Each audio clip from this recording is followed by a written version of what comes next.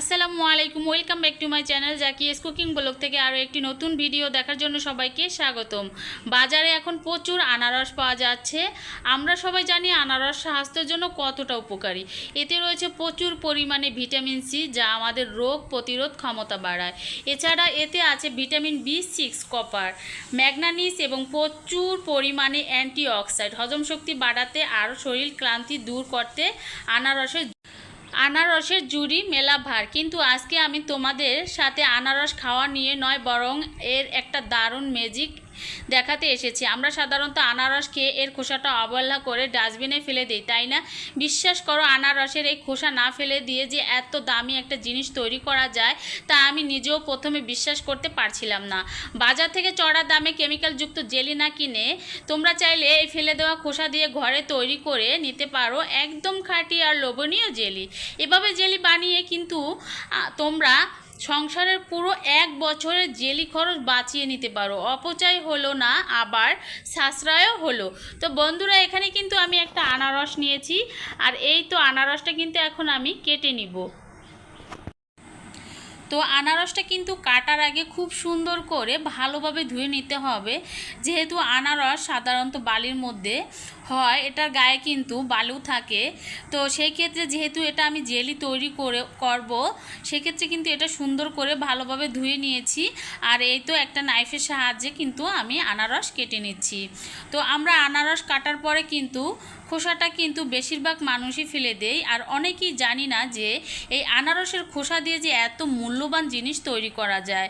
তো দেখো বন্ধুরা, আনারসটা কিন্তু আমার কাটা হয়ে গিয়েছে, আর যে খোসাগুলো আছে সেই খোসাগুলো কিন্তু আমি নিয়ে নিয়েছি এবং আবারও একটু নর্মাল পানি দিয়ে ভালোভাবে ধুয়ে একটা ডেক্সির মধ্যে দিয়ে পরিমাণ মতো পানি দিয়ে দিলাম। তো আমি জেলি তৈরি করার জন্য এখানে আমি 4 কাপ পরিমাণে পানি নিয়েছি।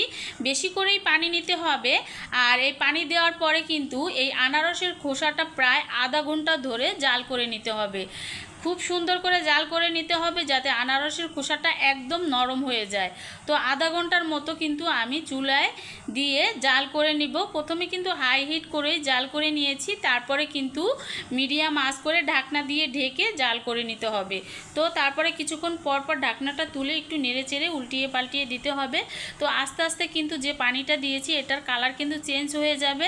আনারসের যেরকম একটা হলুদ কালার, ওই কালারটা চলে আসবে। তো তোমরা তৈরি করলেই বুঝতে পারবে যে কতটা সুন্দর, আর এত সুন্দর যে একটা ফ্লেভার বের হয়েছে সেদ্ধ করার সময়। আর যখন জেলিটা তৈরি করব, যে মাশাআল্লাহ এতটা লোভনীয় হয়েছিল আর এতটা যে খেতে মজাদার হয়েছিল বলার মতো নয়। তো দেখো বন্ধুরা, আমার কিন্তু আনারসের খোসাগুলো সেদ্ধ হয়ে গিয়েছে। আর এই তো আমি একটা চামচের সাহায্যে একটু চেপে চেপে রসগুলো বের করে নিচ্ছি। তো ভিডিওটি দেখতে দেখতে যারা এখন একটা লাইক দিয়ে যুক্ত থাকো নয়, অবশ্যই একটা লাইক দিয়ে যুক্ত থাকবে।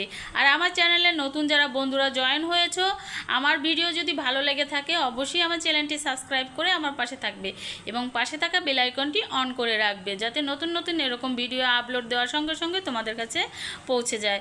তো দেখো, এই তো আনারসের খোসার যে রসটা আমি বের করে নিয়েছি সেটা কিন্তু ছেঁকে নিয়েছি। আর এখন চুলায় একটা প্যান বসিয়ে দিব, আর এই প্যানের মধ্যে আমি দিয়ে দিব 1 কাপের থেকেও একটু কম পরিমাণ চিনি। যেহেতু আনারসটা একটু মিষ্টি ছিল, তাই এখানে চিনির পরিমাণটা আমি বেশি নেই নাই, আধা কাপের থেকে একটু পরিমাণে বেশি বাড়িয়ে নিয়েছি। তো তোমরা বেশি তৈরি করলে কিন্তু এখানে চিনির পরিমাণটা একটু বেশি বাড়িয়ে নেবে। তো দেখো, এখানে আধা কাপের থেকে একটু বেশি পরিমাণে চিনি নিয়েছি। আর এটা কিন্তু আমি আগে ক্যারামেল তৈরি করে নিব, এখানে কোনো ফুড কালার অ্যাড করব না। তো যেহেতু আমি ফুড কালার অ্যাড করব না, সেই ক্ষেত্রে কিন্তু এখানে ক্যারামেলটা তৈরি করে নিচ্ছি। আর তোমরা যদি ফুড কালার অ্যাড করো তাহলে কিন্তু এরকম ক্যারামেল তৈরি করার দরকার নাই। তো এই ক্যারামেলেই কিন্তু সুন্দর একটা কালার চলে আসবে জেলির। তো যেহেতু বাহিরের কালার এগুলো না ইউজ করাই ভালো, দেখতে সুন্দর লাগে কিন্তু শরীরের জন্য অতটা ভালো নয়। তো একটু পানি দিয়ে কিন্তু নেড়ে চেড়ে 2 থেকে 3 মিনিট মতো জাল করলেই কিন্তু এই ক্যারামেলটা তৈরি হবে। আর ক্যারামেলটা যখন তৈরি করতে হবে তখন কিন্তু চুলার জালটা অবশ্যই মিডিয়াম আঁচে রেখে জাল করে নিতে হবে, তা না হলে চারপাশটা পুড়ে গেলে কিন্তু জেলিটা খেতে ভালো লাগবে না। তো দেখো একদম এভাবে নেড়েচেড়ে নিতে হবে, আর চারোদিকটা কি এভাবে নেড়েচেড়ে নিতে হবে যাতে না পুড়ে যায় চিনিটা। তো দেখো আস্তে আস্তে কিন্তু চিনিটা একদম ক্যারামেল তৈরি হয়ে যাচ্ছে, কালারটা কিন্তু চেঞ্জ হয়ে গিয়েছে। আর এখানে কোনো ফুড কালার অ্যাড করার দরকার হবে না এরকম ক্যারামেল তৈরি করে নিলে।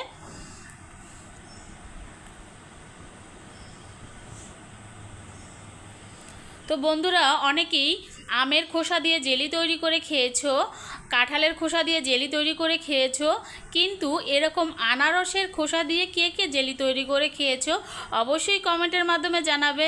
আর যারা না খেয়েছো অবশ্যই এই রেসিপিটা ট্রাই করে দেখবে, অনেক ভালো লাগবে। আনারসের যে একটা সুন্দর ফ্লেভার সেটাই অনেক মন প্রাণ ভরে যায়। তো দেখো আমি ক্যারামেলটা তৈরি করার পরে আনারসের যে সেদ্ধ পানিটা ছিল সেটা কিন্তু এর মধ্যে দিয়ে দিলাম। দেওয়ার পরে কিন্তু ধীরে ধীরে জাল করে নেব। তো প্রথমে কিন্তু হাই হিট করে জাল করে নিয়েছি, একদম পানিটা প্রায় শুকিয়ে গিয়েছে আর আস্তে আস্তে কিন্তু জেলি পরিণত হচ্ছে। তো একদম একটা ঘনত্ব চলে আসবে।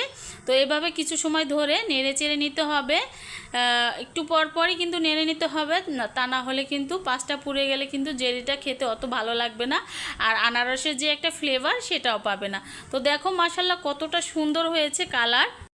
এই যে দেখো আনারসের খোসা দিয়ে তৈরি হয়ে গেল পারফেক্ট লালচে হলুদ কালারের চমৎকার জেলি। দেখতে কতটা লোভনীয় আর ইয়াম্মি হয়েছে, তাই না?